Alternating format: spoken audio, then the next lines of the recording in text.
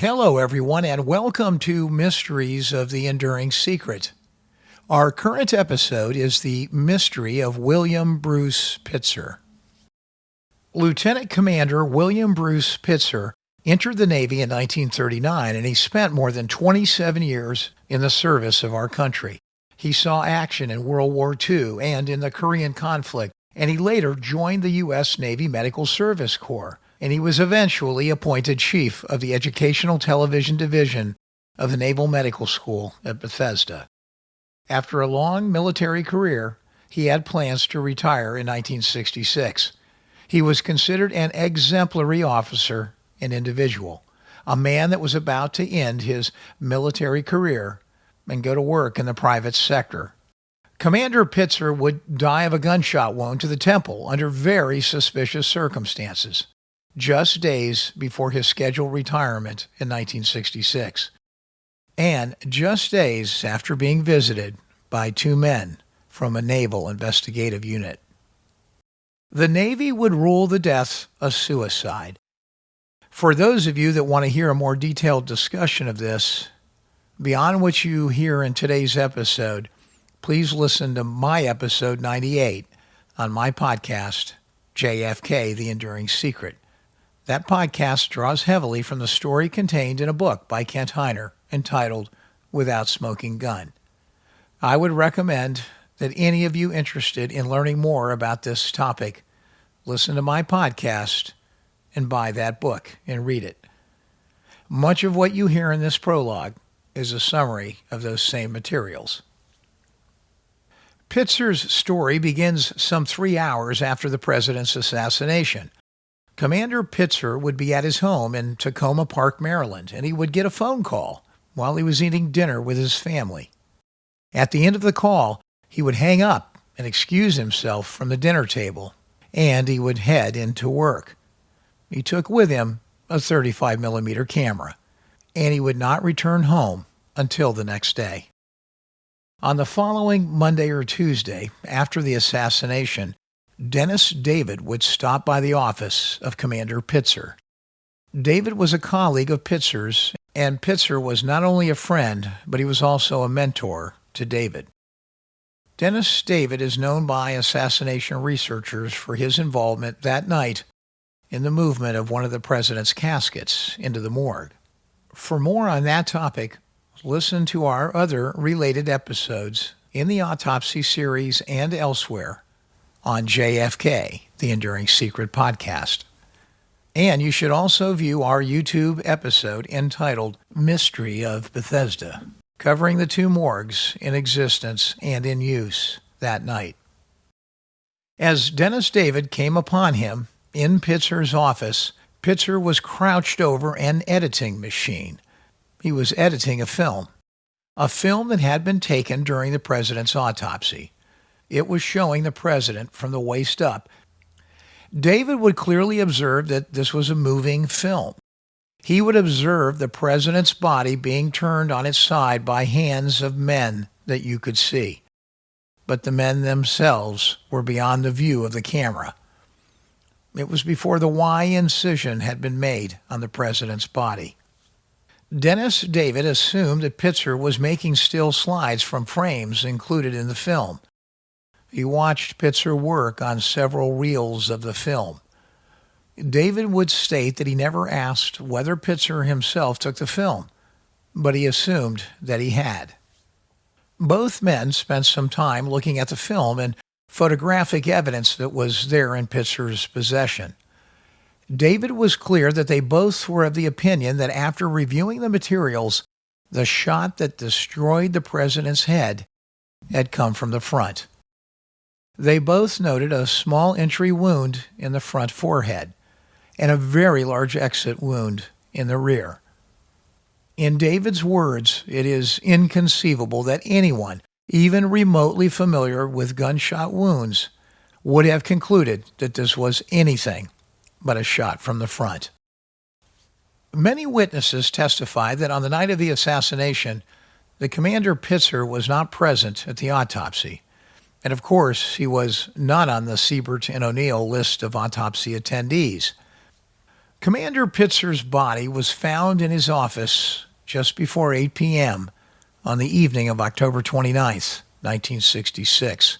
His limp body coming to a rest between two chairs in his office. He was found by Captain Jack Stover, who headed up the Naval School at Bethesda. He was lying face down in a pool of blood with a .38 revolver close to his body. A gun that had been checked out at the Naval Medical Center for his use as a prop during some training sessions held by Pitzer. And it was a gun that was due to be returned. A ladder was present in his office as well, fueling speculation that he might have clandestinely stored the materials above the ceiling tiles in his office for safekeeping.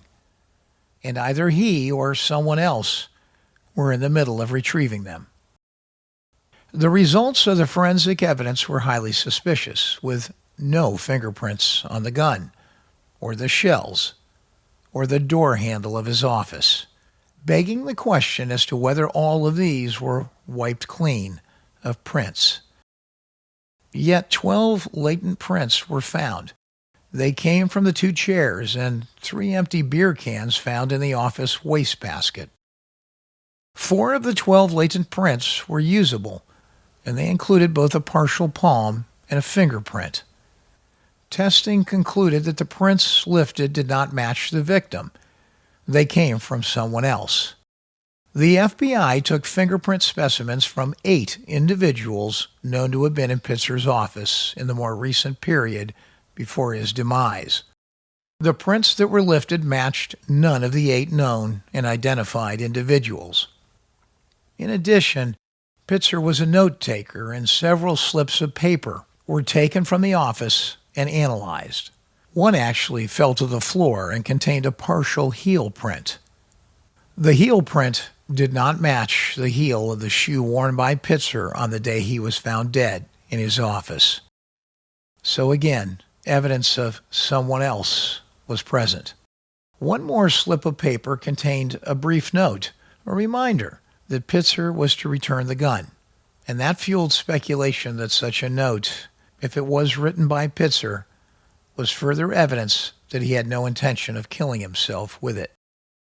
The FBI and the NIS were heavily involved in the investigation, and initial cables sent first on the morning after his death, and then later upon submission of the preliminary results of the autopsy, well, they were all sent directly to J. Edgar Hoover, sent from the Baltimore field office of the FBI to FBI headquarters in Washington.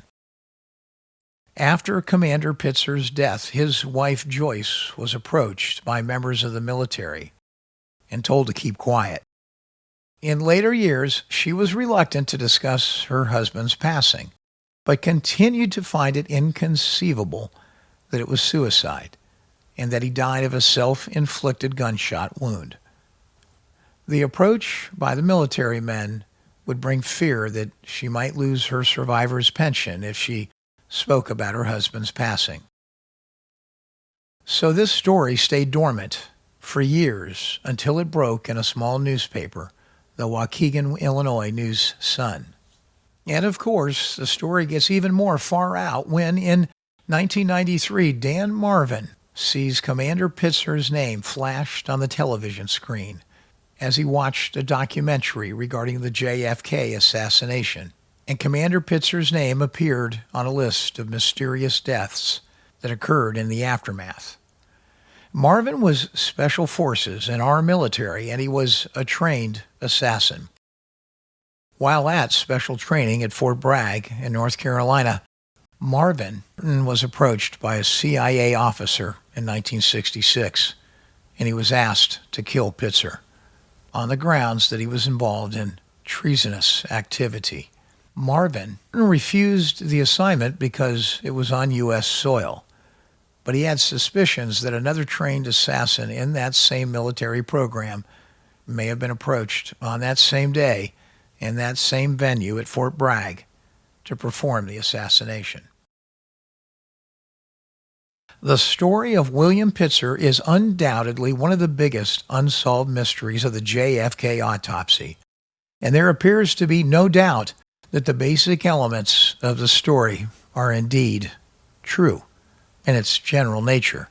But whether his death was a murder designed to retrieve the film and photo materials from his office, or perhaps to silence Mr. Pitzer, remains to be seen. And how the CIA came to become involved in the aftermath related to the Dan Marvin story is another incredibly puzzling aspect of this whole thing. They are both truly mysteries that, if we knew more about them, might blow the doors off the case. Like so many witnesses in the JFK story, most are gone now.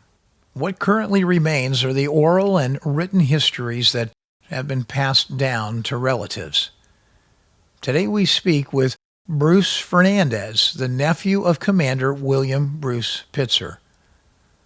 Let's see what Mr. Fernandez believes and what he has to say regarding this fantastic story related to his uncle. So without further ado, let's get to the interview.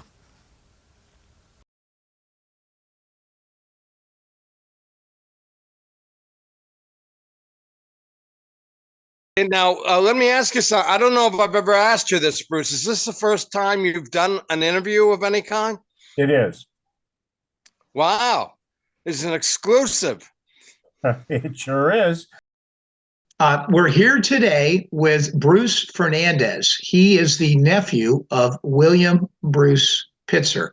And we're obviously here to get more insight into the story of Lieutenant Commander William Pitzer. So welcome, Bruce. We're so happy to have you on the podcast show today. We're also here with Rick Russo, who's my colleague in crime here in the process of interviewing Mr. Fernandez. And we're going to take it from here. So welcome, Bruce. And maybe if you start out with telling us a little bit about your connection to your uncle and your aunt and a little bit of the family history around that. Sure, I'm happy to do that. Nice to meet you guys and be here. But Uncle Bill was sort of an idol of mine growing up. He and Joyce visited us. He was, in the time that I knew him, he was assigned to various naval jobs in the Washington area. And they visited Vermont, Joyce's home state, and her mother alive. That was Christine Bruce. That's the Bruce side. William Bruce Pitzer has nothing, as you mentioned before. That Bruce is a separate one somewhere. In any event, I idolized my Uncle Bill and was involved or certainly followed him into the military. I had just recently, in '66, when his death took place, I had recently graduated from military school, so I, in fact, attended his funeral in uniform as a young lieutenant. In any event, he was a great guy and totally respected as a very strong man in the family. And his death was a blow to all of us. And so you obviously got to know him as a youngster. Do you have a story, something in particular that happened when you were younger that you really remember about your uncle? I guess the only thing I remember is in his automobiles he had this strange knob on his steering wheel, which piqued the interest of the young kid. But anyway, that's sort of strange. But the other thing that he shaved with a straight razor. I remember those. Oh my God. obviously there was a question related to his death. The shot which killed him, a shot from a .38 revolver that came and entered his right temple and exited his left temple. And Dennis David at one point had made a comment that he thought your uncle was left-handed. And then subsequent to that, there was discussion from the family that was documented that said he was not left-handed, he was right-handed. So can you perhaps validate that or at least comment on that? Yeah, I can absolutely validate that. He shaved with his right hand. Okay, so you saw him shave with those straight razors. We'll tie those two together. Ever see him play cards? Because that's where Dennis David said that he happened to actually deal cards left-handed. Yeah, right. I no, I didn't. But I agree with Dennis in that statement that that was sort of the sense of humor that he might have had, was to do something like that. And anyway. And Joyce and Bruce had how many children?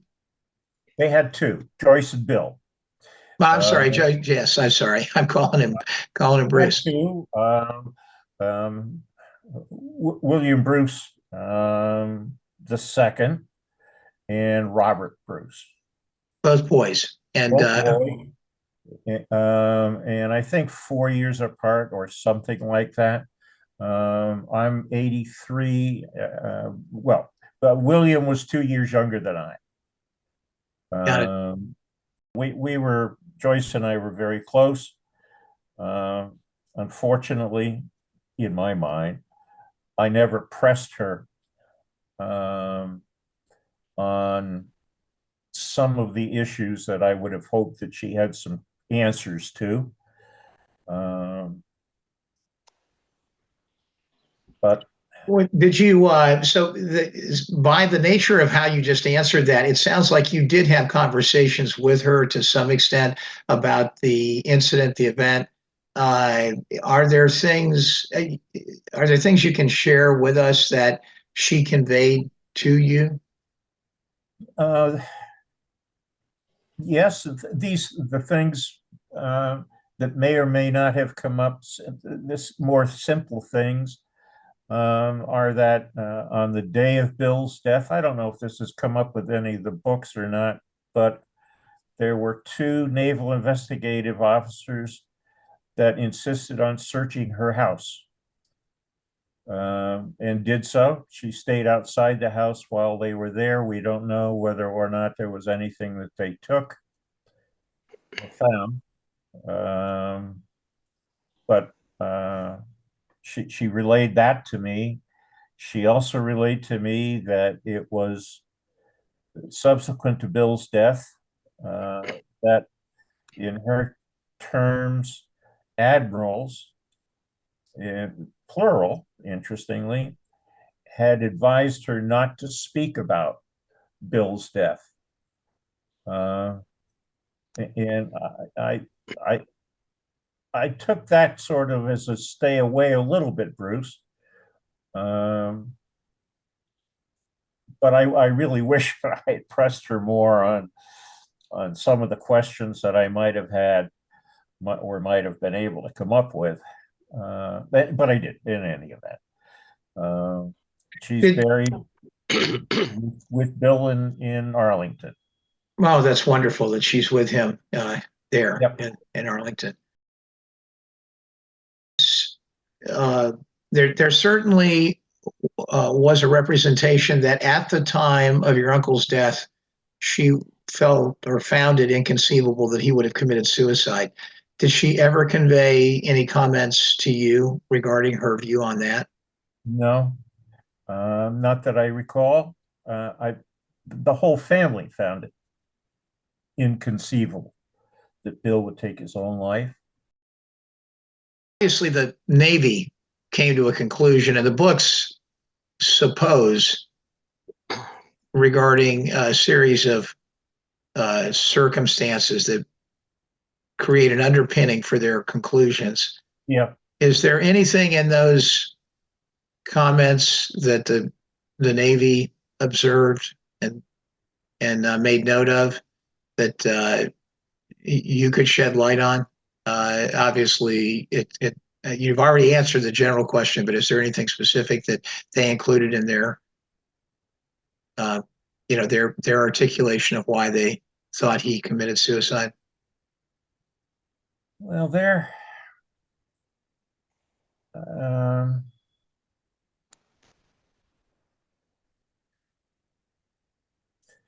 the letter to his paramour ended up with the until you hear from or of me, brings that question into that piece into question. I do have some details about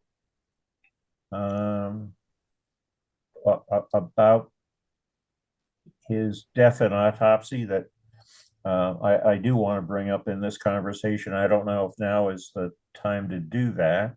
Sure. Yeah. I think, we don't have to do anything in any specific order here. It's editable. Exactly. The one of the statements has been that in his autopsy that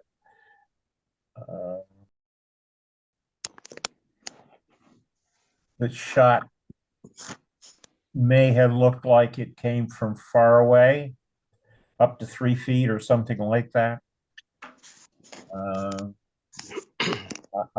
Looking at the autopsy photographs, which I had, I think that there is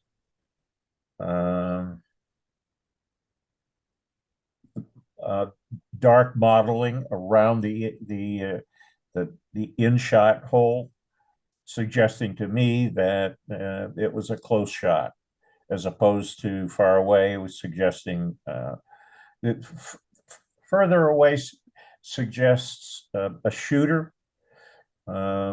closer with gunpowder residue around it suggests a contact or a close shot, and I'm suggesting that it was a close shot. Now that, in my mind, doesn't deny another shooter. But anyway, that's a question that I have about what I have read. I may be recalling this incorrectly, but in my preparation to refresh my own memory on this, I came across in my own podcast, actually, the articulation that the FBI report actually indicates that the shot could not have been closer than 3 feet away. And that's what I'm disagreeing with. Oh, you think it could have been? You think it could have been closer than 3 feet? Absolutely. Okay. I'm seeing gunpowder residue around the in shot. Okay. Well, I actually think that's a very important point, because of all the evidence that is discussed in the principal books on this, and there are certainly many things regarding the investigation that are suspicious by their nature, but the one that I think is documented and which you're commenting on now, which actually would be the strongest piece of evidence indicating that he might have been shot by someone else, is the idea that the FBI said the shot could not have been within 3 feet. And if it, I mean, obviously, you'd have to have a pretty long arm to shoot yourself from 3 feet away, or put it in some sort of tripod, or do something crazy. You'd have to be pretty strong to be able to do that. Yeah. There are other issues there about where, well, the ammunition used was not made for that weapon. I've not heard that. Yeah. Yeah, the ammunition used was .38 special, and this was a .38. .38 special is difficult to get into the chambers. Not impossible, but difficult to get into the chambers of a 38. They were never able to find out where he obtained that ammunition. So, I mean, that's in my mind, that in a crime scene, if you will, the ammunition used in the obvious killing weapon is one of the prime evidences that you've got to explain. They didn't do it. The heel mark in the blood scene that was never identified except negative to Bill. Right, right. And you have to. This is another person at the crime scene. Obviously, at the crime scene because it's in the blood. what was that? Was that in fact was the heel mark actually blood? I didn't hear that. I heard a heel mark listed. I wasn't certain that it was actually a heel mark with blood on it, but I believe that to be the case. Absolutely. Okay, yeah, that obviously is a stronger indication that they were there right at the moment of something happening. Yeah, that's right. Yeah, it could have been one of the officers that responded to Joyce's phone call and found him. But to identify it, you have to. I mean, it's not optional behavior. Well, along those lines, I think to me the second most suspicious aspect of the investigation is the indication that there were absolutely no fingerprints on the door handle of his office, on the gun itself, or on the ammunition that was contained in the envelope on his desk. Right. And so, obviously, if it was a suicide, you can't shoot yourself and then wipe the prints off of a gun. So that almost by definition would tell you that if you can match that gun to the ammunition that was inside of his body, that he didn't, he didn't commit suicide. That seems to me a pretty strong indication that was potentially the case. Now, it's again, what's sad about this whole discussion around the investigation is that there were many efficient things done by the FBI in this process. Apparently, they responded very quickly and did a nice job of the forensic work that came back. But the conclusions that were then made, either by NIS or by the FBI regarding that evidence, are suspect. I mean, to not close the case out or be inconclusive in the findings, given all of those question marks, and then to go ahead and call it a suicide seems quite,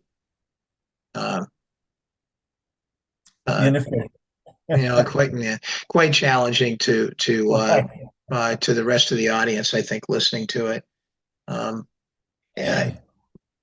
The story goes that he was about. Let's actually, before we leave that, I believe there was a ladder inside of his office, correct? That seemed to indicate that perhaps either he or someone there was attempting to potentially retrieve something from above one of the ceiling tiles. Where this occurred was on a so-called sound stage, which was in his office, but it was separate from his office. And those ladders, there are photographs of this that I haven't seen in quite a while. I don't know if they were in Kent's. Whoa, I just lost you. I haven't lost. We're here. Yep. Okay, well, I'll keep talking. You're okay. We didn't lose you. We didn't lose you. You're good. There were ladders in that sound stage, and you're quite correct that that he was found with his head underneath one of those. the first step of one of those. And the suspicion is, or the thought is, that he could have been forced to, and this goes back to, and I don't, well, there, you know, you can come up with all kinds of imaginative thoughts about, you know, why he was seen, for example, that day in the PX getting a pack of smokes, a pack of Camels by the person managing that, or at the register, saying he was disheveled and she had seen him before, and that was strange. Disheveled is certainly not something I would ever expect of Bill Pitzer. And to go back to the soundstage, the suspicion was that he could have been retrieving something from the ceiling in there. And the retrieving of something in the ceiling there ties into, or goes into, the discussion of, this is the weekend before all of the other autopsy and other evidence held by the Kennedy family was to be returned to the government for preservation by the government. And you now tie that into, if Bill had photographs of the autopsy that should be with that information, or somebody else had suspicions that he had that material, and that he, in fact, might have been considering whether or not that material should be included. And I mean, that would be for a naval officer, you know, of more than 20 years standing, that would be a really difficult position to be in, to have information that should be going somewhere, but people don't know that you've got it, or it's going to, in fact, if it does, you know, blow up a government published theory, i.e., which direction did the kill shot from Kennedy come from? Then you've got a whole scenario there that that allows us to question everything that's going on. You know, regarding the transition out of retirement, some of what is written is that he was obviously going to work for a TV station. He had a very lucrative job, relatively speaking, that he was coming out of. So, you know, great circumstance, like many retirees coming out of the military. He would draw a pension and also be able to work, because he was leaving at a young enough age to do that. And so obviously a very good circumstance for his family. But some of the implications in the literature that talks about some of this speculation, it's just total speculation, is that there could be a circumstance where perhaps he was being paid that much because he was bringing the ability to talk about these kind of things to the station. Did anything you ever know about your uncle ever indicate that you think he, you know, would take those kind of things with him for economic gain? You know, just purely for that? It doesn't sound like he's that kind of guy. And I only asked the question not to imply it at all, but to really actually to address the speculation that's in some of the books. No. And in as far as the family goes, I have not heard anybody in the family suggest that let's put aside the possibility that he might do that for economic gain. Joyce never mentioned a possibility of working for a network. What we know, or what we think we know, is that he had offers from, or he had investigated with his wife going back to Randolph, Vermont, where he had investigated working in the X-ray department of the local hospital. He had X-ray technician Experience of some sort, or qualifications. Correct.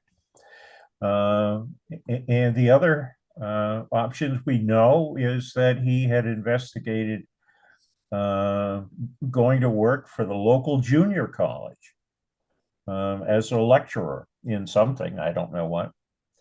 And in fact, that one is the one that the family thought was going to happen. So perhaps to put a PS on that last question, then it sounds to me as if perhaps some of the discussion around the idea that he might be going to work for a television station probably was untrue, or was certainly not on the top of the list of things that you thought might. That's correct. That would be my conclusion. You're right. Good. Well, thank you. I think it's helpful. That clears up, I think, another point in all of that. Did you ever speak or get to meet Dennis David? I didn't. Wish I had. Yeah. How about anybody else that he ever worked with at Bethesda? No, I never did. You ever speak to any other researchers or folks that worked on this, either to write or speak on it? Alan Eaglesham? That's the only one I know. And did any of the investigators ever come to see your parents or anybody else in the family that you're aware of, other than to speak to Joyce? No, not to my knowledge. Yeah. Any speculation about or talk within the family about what the two investigators that went to the house shortly after his death to review what might be in the contents of his house? Any idea why that occurred?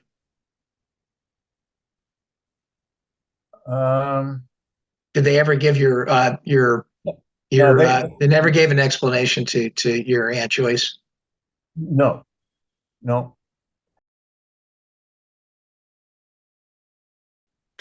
Did your uncle have a security clearance of any type? I mean, I assume he might have, just given the fact that he was at Bethesda and he was dealing with. Absolutely, he did. In the first place, military officers have to, all. In the second place, it's my understanding that the information that he was dealing with as he was going around had to do with nuclear and other illnesses. That's why in any way, my understanding is that he had a top secret clearance. And certainly that, certainly that ups the stakes, right? When they have any concerns about any project he might have been working on, it could have been myriad of things, perhaps, Absolutely. that they had concerns about when an officer dies under some suspicious circumstance. Yep, good Yeah. point. Yep. Yes, yep, Got it. yep. Uh, your your uncle had indicated that he had attended the funerals of two naval friends the week prior to his demise, and he had made a comment, two are gone. I wonder who the third person will be. And that was a very curious comment. I don't know exactly who that's attributable to in terms of who heard it and who passed it along, but that's one of the more mysterious and nefarious comments that are attributable to the circumstance. Well, my recollection of my reading of that was that Joyce heard it.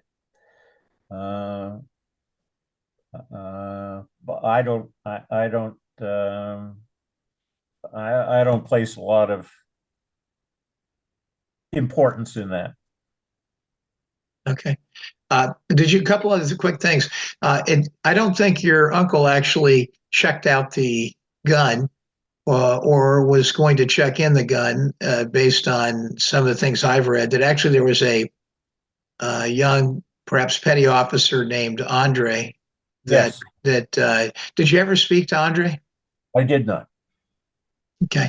And, and obviously it sounds like your uncle was a good delegator, had a lot of the underlings do things for him, and so I'm sure that may have been just a usual element of his MO. The other thing I found interesting about the gun, though, was that he used it as a prop. Can you imagine getting?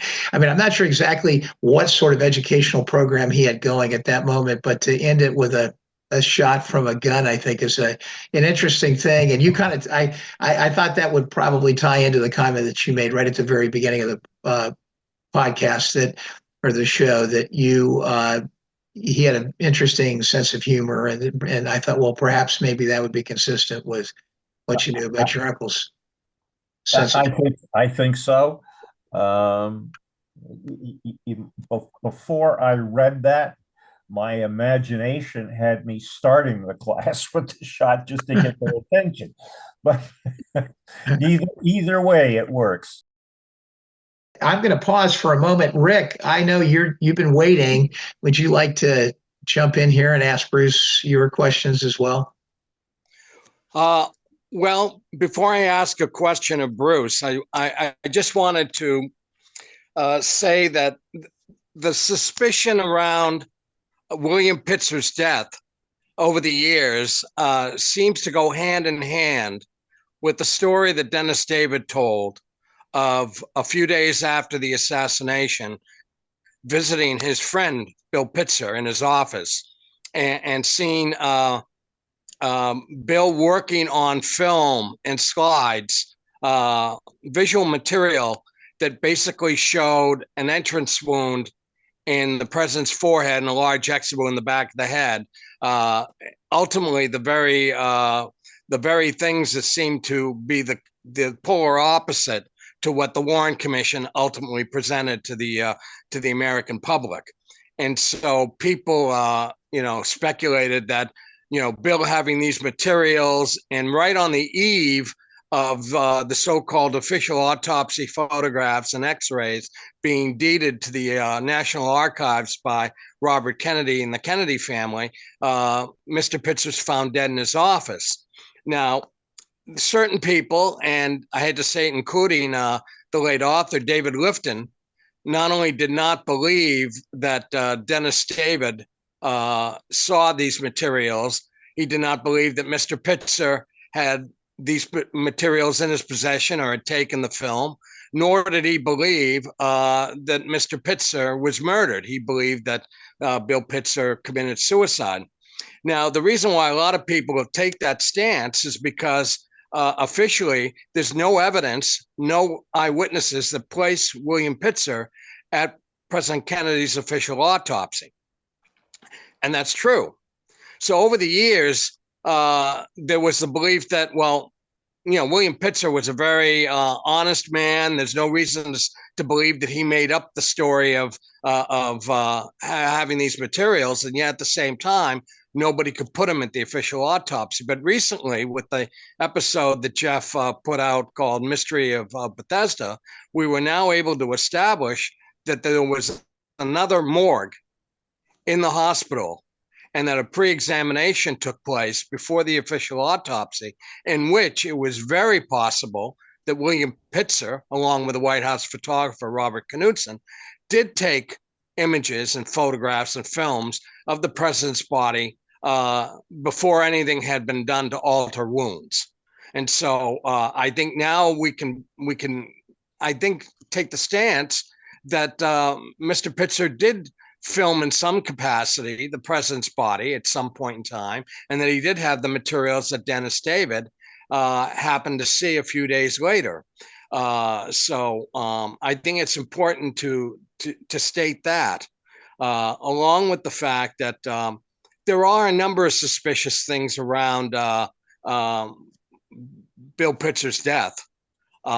Certainly the fact that, and Bruce, hopefully, I don't know if you can address this at all, there were 2 death certificates attributed to this. Number one, the next day by a civilian coroner who immediately just came to the conclusion that it was a suicide. And then later on in February of 1967, there was an official naval death certificate. So it seems unusual that you'd have 2 death certificates for one death, if you may. And again, like Bruce said, and you said, Jeff, a number of the things in the office just seemed out of place. Not only did you have a ladder with ceiling tile that had been moved, leading one to believe that perhaps Mr. Pitzer had stored this evidence, this visual material up there at that point. And even though he may not have been taking a job with a network that would have been a concern to somebody, that Bill Pitzer would go public with the materials he had in his possession, perhaps we can't necessarily discount the coincidence of the fact that the deed of gift happening within a day of his death. Maybe people were concerned that if Pitzer found out that these materials had been given to the National Archives, that would have been motivation for him to perhaps do something with what somebody knew that he had. And so maybe that has something to, again, as Jeff would say, this is all speculation. But nevertheless, and also there seems to be a contradiction between the coroner's report that stated that, quote, observed muzzle marks around the wound and powder burns, when in essence, in the actual autopsy findings, there were no powder burns or muzzle marks. I addressed that earlier in our conversation. I have photographs from that autopsy where I could see the powder marks. So there's obviously a contradiction between what the FBI investigation put forth and what the coroner stated in that death certificate a day later.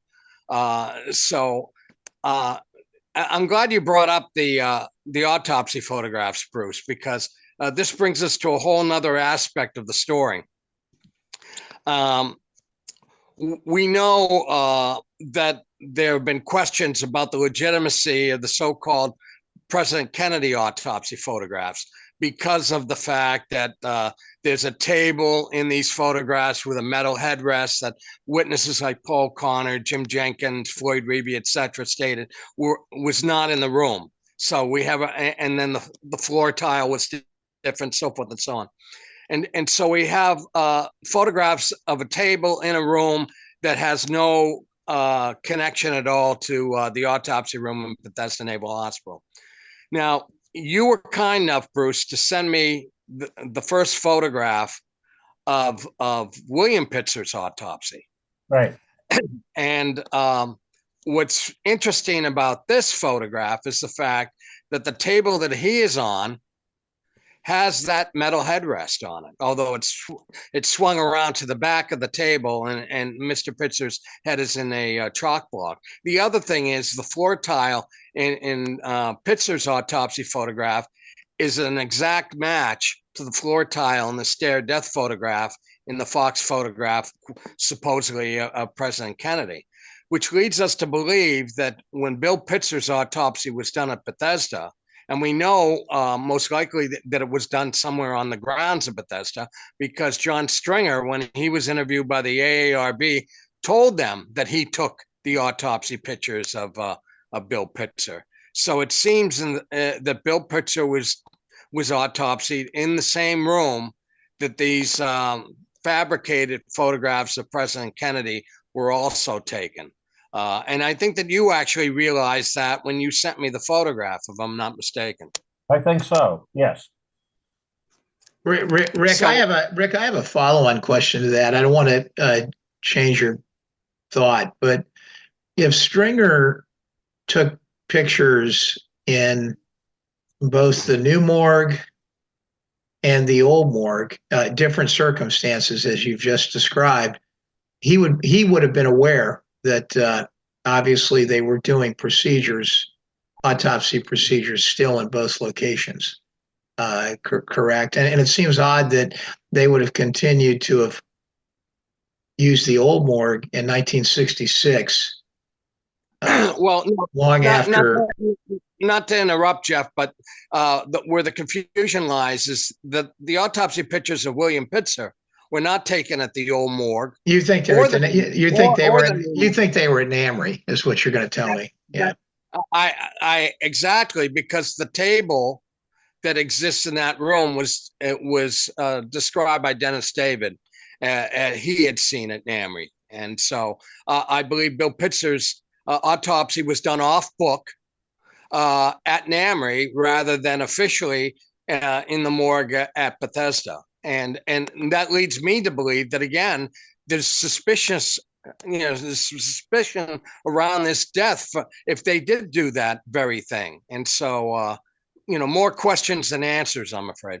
Yeah, but that's a really good point, right? Because probably the most damning piece of evidence that would indicate that it was not a suicide would have been an FBI conclusion that the shot could not have been fired within 3 feet of the victim.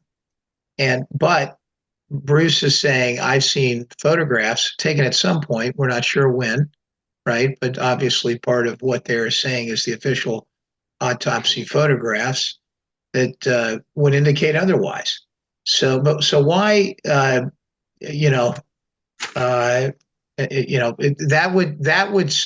would imply if there was something nefarious involved in it, that the FBI got it right to begin with, and somebody else subsequently did something to produce a piece of evidence that might have been a contravention of that.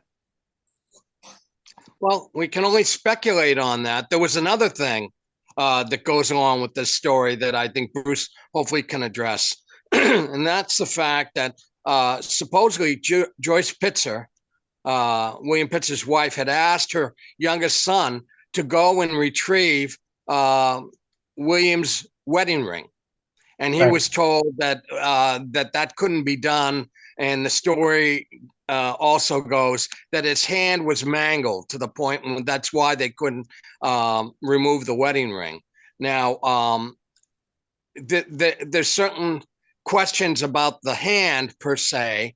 The one photograph that Bruce sent me seems to show his left hand in rigor mortis, and it does show to some degree that it has been mangled, leading one to believe that, in fact, in order to get Mr. Pitzer to show whoever it was that he was dealing with in his office that day where these photographic materials were, that perhaps his fingers in the left hand were broken. Again, speculation.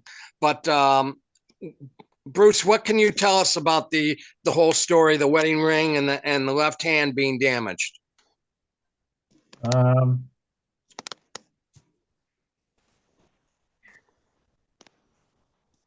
I'm actually looking through the photographs. I'm looking at the left hand. Let me in the autopsy photographs that I have one picture of the left hand, I think. The only it doesn't appear to be damaged. My explanation of the wedding ring issue is that my cousin Bill had been told that his father was dead. Bill was in Colorado out in the Midwest somewhere at the time, but called back, was asked by his mother to, on their request, go to the hospital to identify his father. I know from personal experience that that when your father passes, you are not in the right frame of mind. And if your mother has asked you to go and identify your father, and bring home the wedding ring, and you get there and you're going through this process of identifying your dad, you forget to ask for the wedding ring just because your mind isn't going there. I'm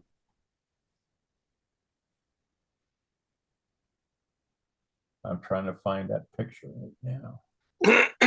Anyway, my explanation that would be young Bill forgot and made up a story for his mother. Now, the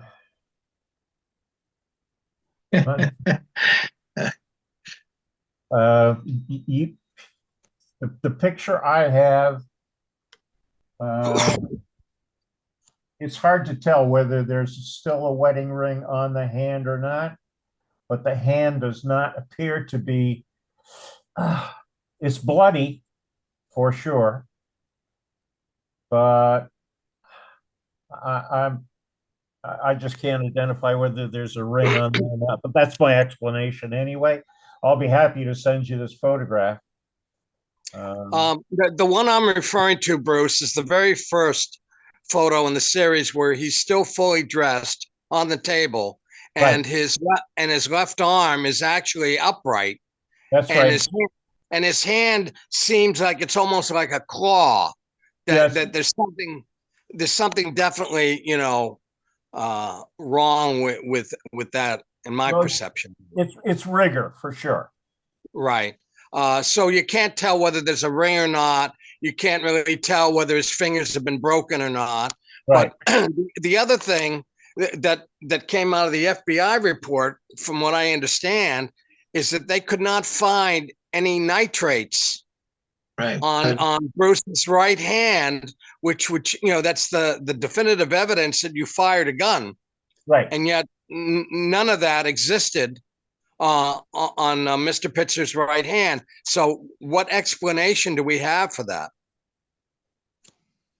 I certainly don't have one, and I would posit that if you have loaded your revolver, and a revolver is much more likely to deposit nitrates than a rifle, than an auto, if you will.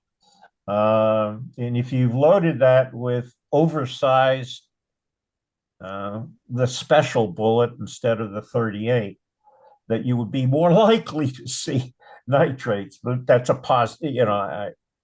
I couldn't prove that. I'm not that kind of expert, but you're right. They didn't. But on asking other people about that, I have at least heard that it's not uncommon to not see nitrates on the hand. Yeah.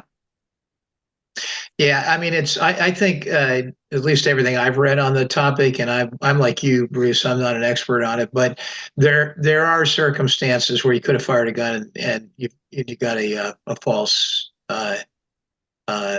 negative. Although it's probably more likely than not that if he did fire the gun, there would have been nitrates on the paraffin test. It's not a 100% foolproof test for sure.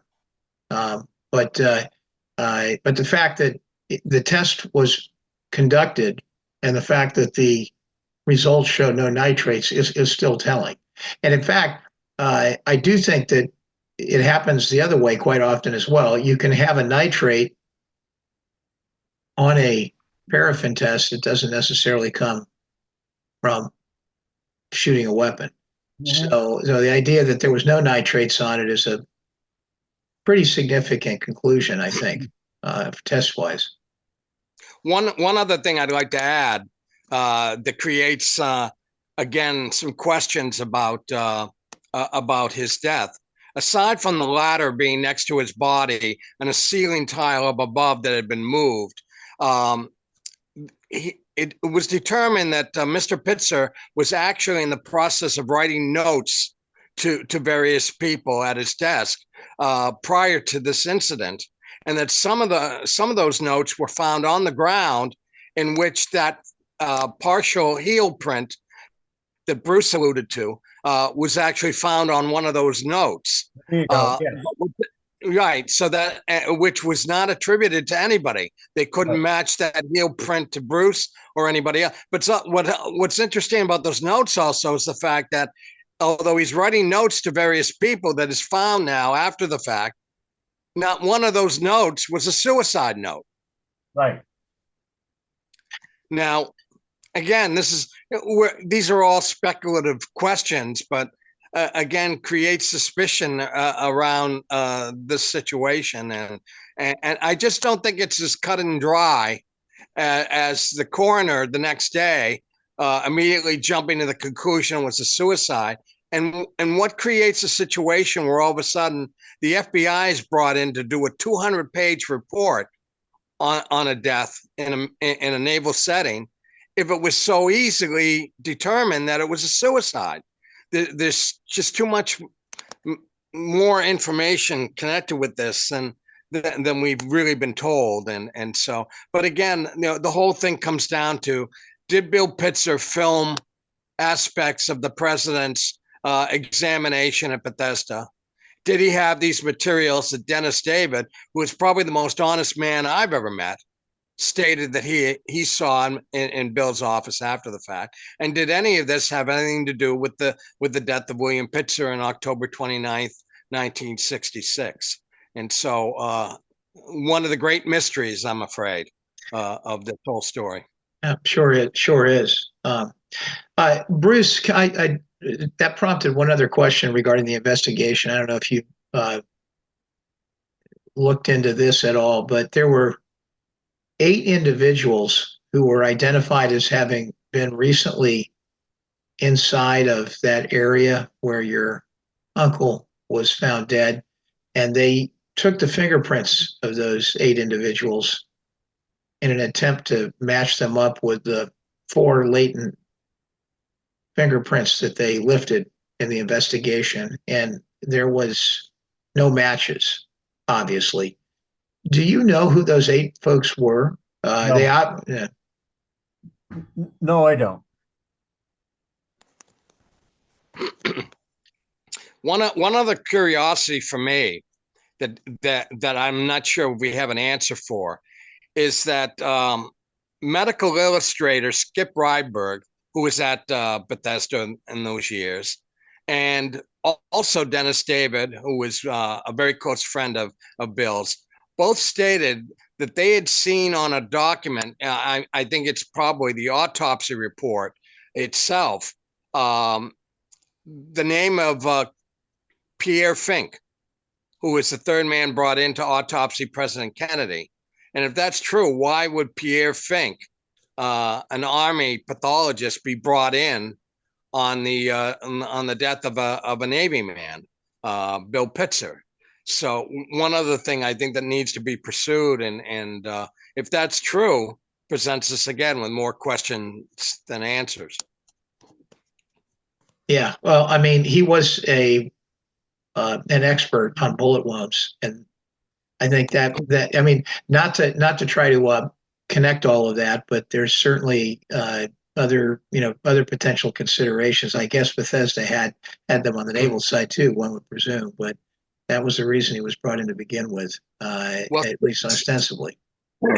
Skip Bryberg told William Law that, and this is in William's book, that, and I guess he must have known Fink, that Fink was a fixer. He was involved with the My Lai massacre, and I forget the army officer that was in the trial, regarding that. I forget his name offhand. He was brought in for the President Kennedy's assassination, and he was also brought in, according to Rydberg, in Pitzer's death. And so again, something that should be looked at a little bit closer. I think whether we'll ever have an answer for it, I don't know, but. Bruce, is there anything that you did in your own investigations that we haven't touched upon already in this discussion? Is there anything that you found out that or did or found suspicious that we haven't touched upon that would be relevant for our audience? No, nothing in fact comes to mind. We haven't touched on the Dan Marvin stuff. We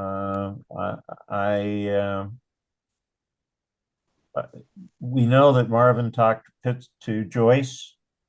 We also know that Heiner talked to Joyce. But I don't know where that goes. Just as an aside, I've blown up on my screen the photograph, the autopsy photograph of Bill that we're talking about. There is a ring on his left finger, on his left hand. Mangled would not be a description I would give of the hand. I would suggest possibly that ring would be hard to get off. I can see it. I would guess that the tissue around it has swollen, so it would be hard to get off. Mangled, no. Hard to get off, absolutely. We'll leave that there. But no, I don't think of other things. What is your what are your, I mean, you've been living with this as a family member for 60 some years. You were at a reasonable age. You weren't at a complete, you were how old? Almost 20 years old at the time your uncle passed? I was probably 25. 25. 66. I was born in 41. 41, so you're 25. So what is your, so you obviously had the ability to reason and understand in context what may have been happening. What are your thoughts today? What do you think? I think my uncle was killed. I don't see evidence. Frankly, what I see is not convincing to me of the contrary. And I see too much left unanswered. And with my feeling about my uncle, my respect for him, my respect for his principles, I don't think he would have done that.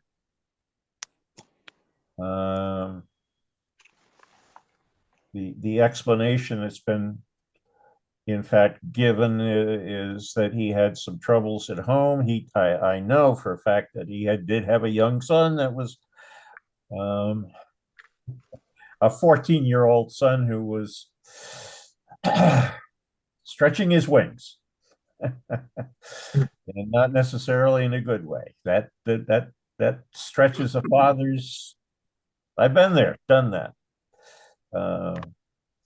But that doesn't, and we also hear about his southern escapades, let's call them. I know, I I just don't think those things tie into a suicide. So that's my feeling. Yeah, I think many people outside, excuse me, Rick, I'll just finish the thought. Many people outside would completely agree with your conclusion on those last two items. Yeah. One thing that I forgot to mention regarding the notes that were found in the office after the fact that Bill had written, one of them stated, quote, "Remind me to return gun to security office." Why would he be writing such a note if he was planning to actually use this gun to kill himself? Right. The same day. Yeah, exactly. So now and just thinking about that, and you're absolutely right on with that. The event happened within, you have to believe that the event happened within 30 minutes or an hour of writing that note. You don't come to such a fast conclusion, I don't think. One of the corollaries to all of this, it strikes me, if you've ever been around somebody who has an element of depression, is many times they have a disheveled look. Your uncle presented at the PX store with that look, but that was it sounds to me as if it was a singular event, which was such that it really stood out to the sales clerk. And Yes. that's to me contains a particularly peculiar aspect of this, because if he hadn't demonstrated some sort of a continuing period of time where he showed some level of depression and that became normal, it would seem to me to be quite odd that this happened once and there were conclusions that he was in fact, perhaps in a depressed state that would lend itself to suicide. I mean, it would, other than that's the kind of thing that sounds like if it were the case, it was some sort of really important thing that had just happened, that it really created a terrible sort of circumstance at the moment or around that very time frame. But he left the house not disheveled, it sounds like, or perhaps not indicating to your aunt that there was something terribly wrong at that moment. Correct. And that is so not him. Let's put it that way. That's one that's really sort of odd to me in a lot of different ways. It really is, and it is to me as well. It's hard for me to even conjure an explanation or a discussion around that.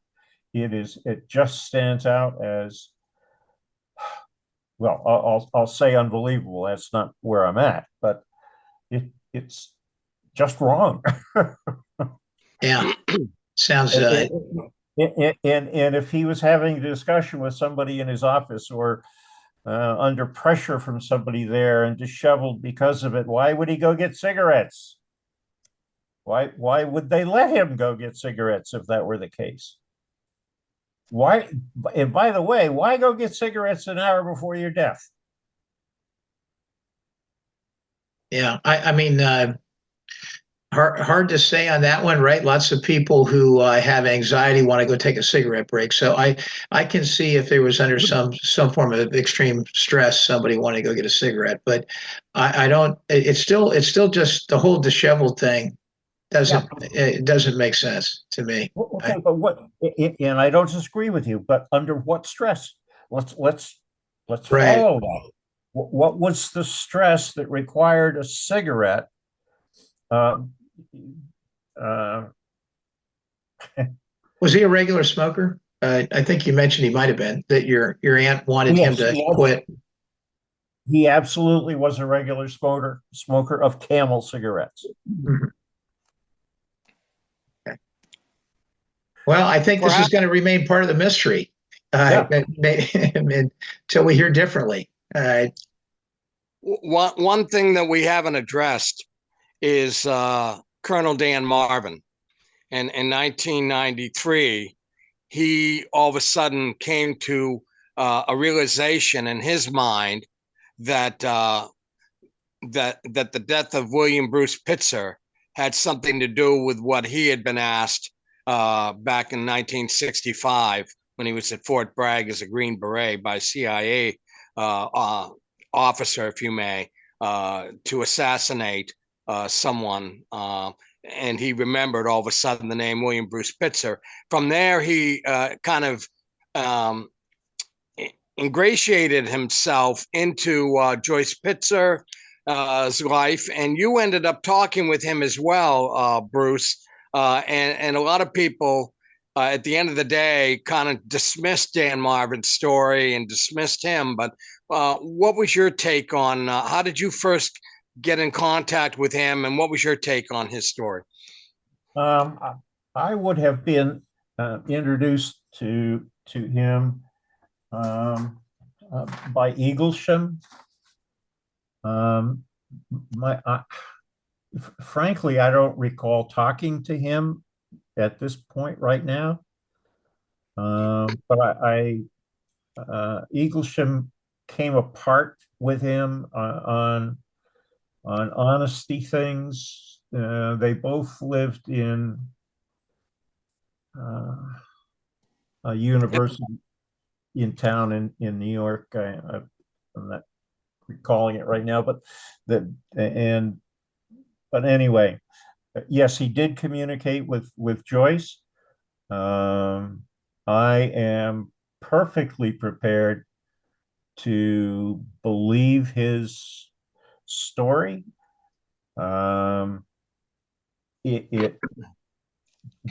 The explanation that he has given is so, to me, so straightforward.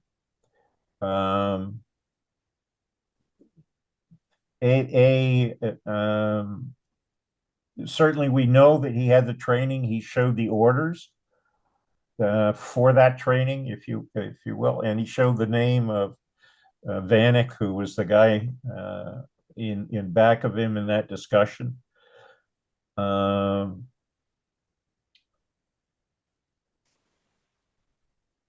He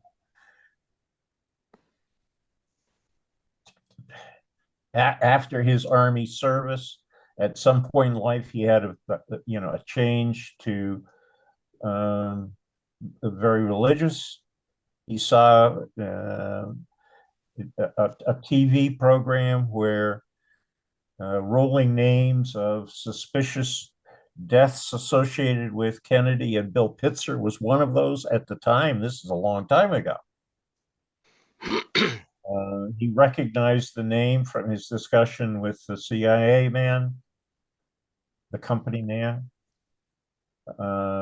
He never, excuse me for interrupting. He never identified. I guess maybe he didn't know the name of the CIA. No, correct. What he said was the guy, and this very believable guy, flashed his credentials. At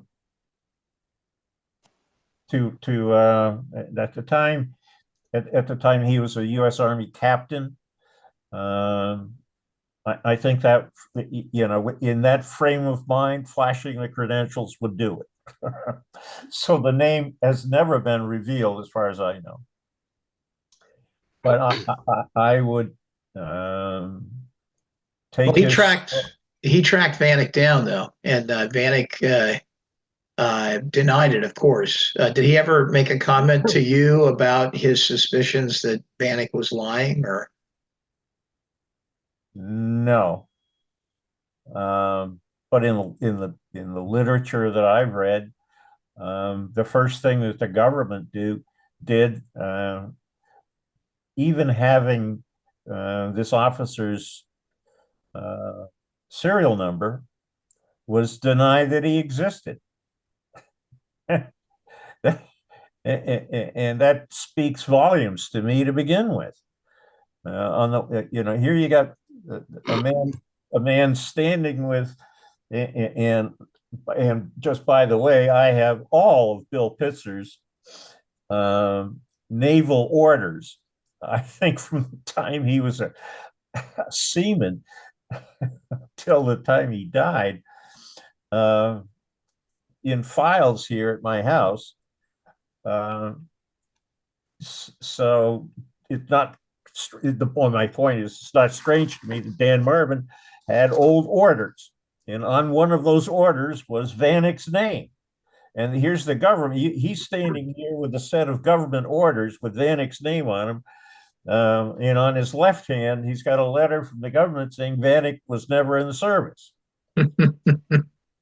Yeah, that is an amazing point. I know it comes out in some of the literature. It does point to something nefarious that was happening with their wanting to hide Vanek's involvement in surreptitious activities. Yep. Another thing, it wasn't just a matter of Dan Marvin going on the Men Who Killed Kennedy and telling his story about being approached at Fort Bragg to assassinate William Bruce Pitzer.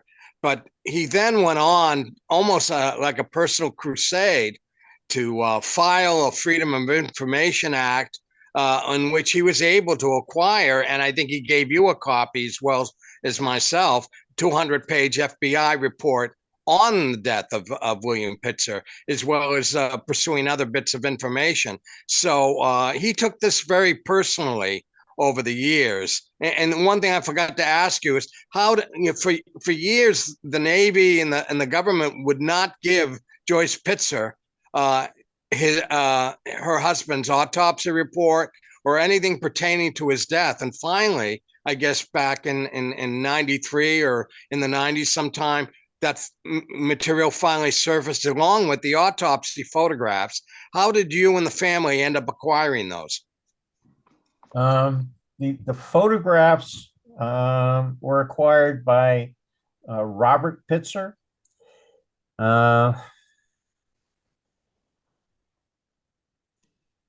Boy, this has to be after Joyce's death, because we were in the Boston Avenue house, and Robert had the photographs. He was leaving.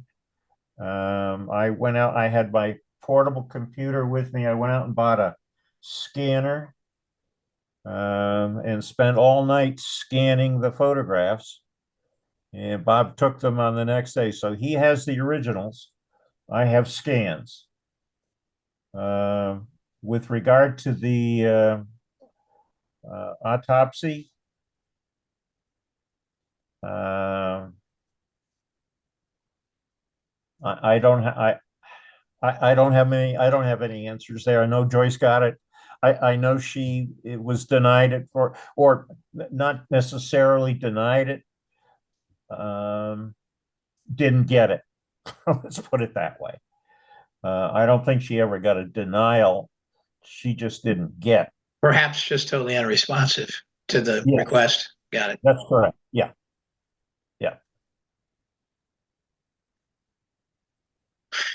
And I don't have, to my knowledge at least, and I know my paperwork is not good. To my knowledge, I don't have that 200-page report. Yeah.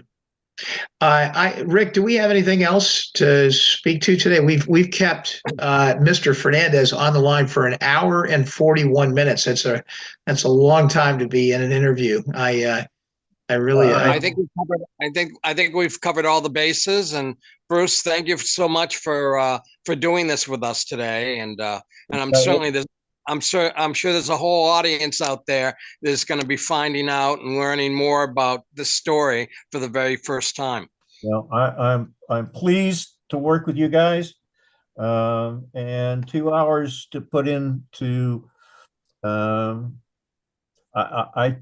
treat this as a national issue, and it's my job to do it.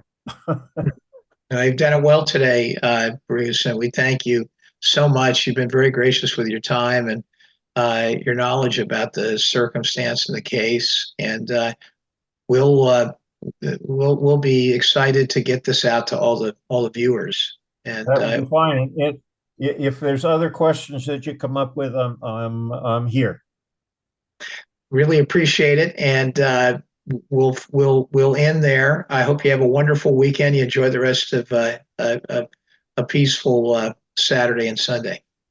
Yeah, you too. Thank you. Bye-bye. Thanks, Bruce. See you later. Yep. Thank you for listening to our latest episode of JFK The Enduring Secret on the YouTube channel. Please don't forget to subscribe if you haven't done so already.